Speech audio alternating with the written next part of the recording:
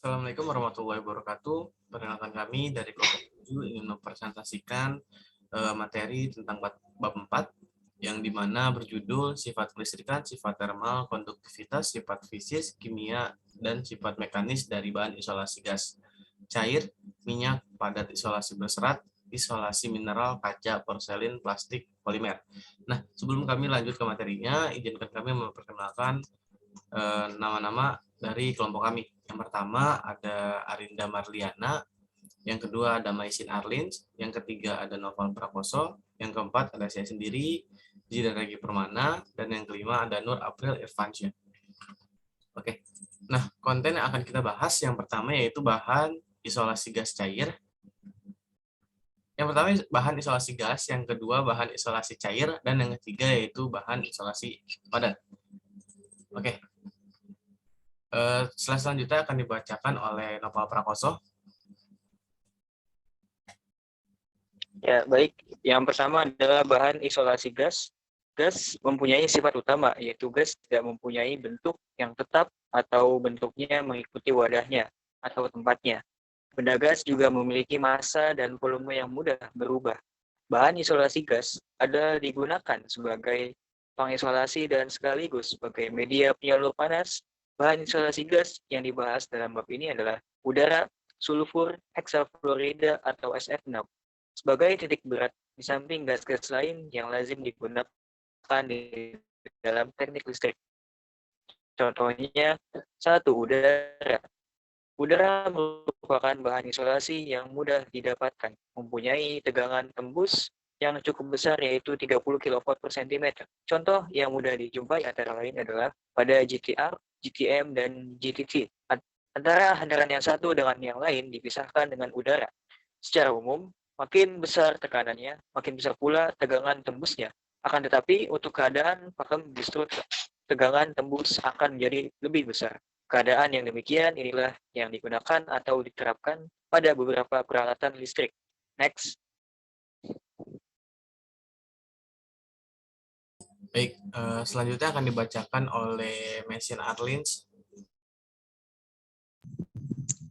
Oke, selanjutnya bahan isolasi cair. Bahan isolasi cair merupakan bahan pengisi pada beberapa peralatan listrik. Bahan isolasi cair ini biasanya digunakan pada peralatan seperti transformator, pemutusan beban, resetat.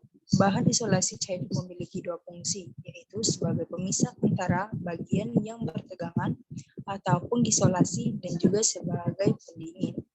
Persyaratan agar bahan cair dapat digunakan sebagai bahan isolasi adalah mempunyai tegangan tembus dan daya hantar panas yang tinggi. Contoh, minyak transformator adalah minyak mineral yang diperoleh dengan pemurnian minyak mentah. Dalam pemakaiannya, minyak ini karena pengaruh dari rugi-rugi di dalam transformator akan timbul hidrokarbon. Selain berasal dari minyak mineral, minyak transformator dapat pula yang dapat membuat dari bahan organik, misalnya minyak trafo, piranol, dan silikon.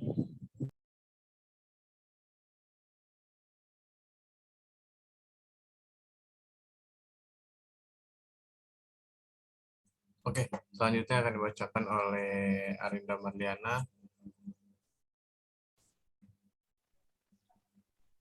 Selanjutnya, sifat-sifat listrik yang menentukan untuk kerja cairan sebagai isolasi adalah yang pertama, Weston breakdown, yaitu kemampuan untuk tidak mengalami ketembusan dalam kondisi tekanan listrik atau electric stress yang tinggi.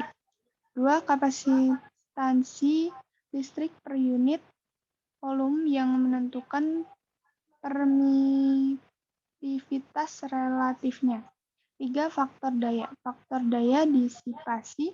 Daya dari minyak di bawah tekanan bolak-balik dan tinggi akan menentukan unjuk kerjanya karena dalam kondisi berbeban terdapat sejumlah rugi-rugi di elektrik.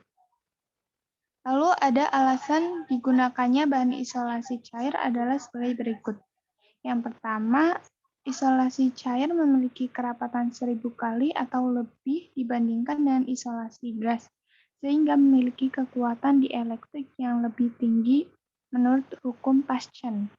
Yang kedua, Isolasi cair akan mengisi celah atau ruang yang akan diisolasi dan secara serentak melalui proses konversi menghilangkan panas yang timbul akibat rugi energi.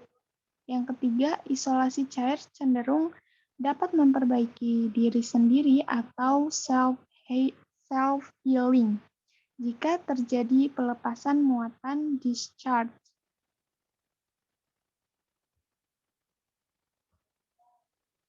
Oke, selanjutnya akan dibacakan oleh Irfan. Baik, terima kasih. Saya akan membacakan bahan isolasi padat. Bahan isolasi padat adalah bahan isolasi yang berbentuk padat. Ada beberapa jenis bahan isolasi padat seperti kayu, kertas, mika, porselin, kaca, sitol, dan lain-lain. Selanjutnya sifat-sifat bahan isolasi, yaitu ada resistivitas, kemampuan suatu bahan atau medium untuk menghambat arus listrik. Selanjutnya ada permisivitas, kemampuan suatu material untuk menyampaikan atau memperbolehkan suatu medan listrik. Selanjutnya ada konduktivitas, panas, kemampuan suatu bahan untuk menghantarkan panas. Selanjutnya sifat fisis dan kimia. Beberapa sifat fisis dan kimia yang akan dibahas di sini adalah sifat kemampuan larut, resistansi kimia,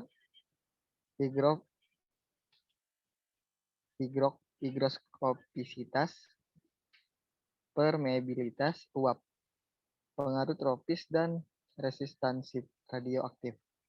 Selanjutnya, sifat kemampuan larut. Sifat ini adalah diperlukan ketika menentukan macam bahan pelarut untuk suatu bahan, misalnya vernis, plastik, dan sebagainya.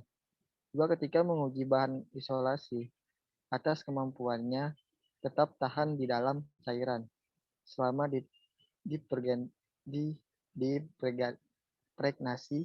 dan selama pemakaiannya atau bahan isolasi trafo minyak.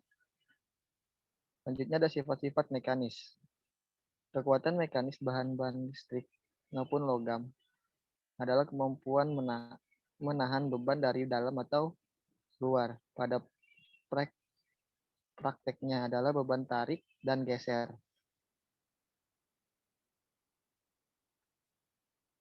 Baik, sekian presentasi pada bab 4 yang dapat kelompok 7 sampaikan. Kurang dan lebihnya mohon dimaafkan. Assalamualaikum warahmatullahi wabarakatuh. Waalaikumsalam warahmatullahi wabarakatuh.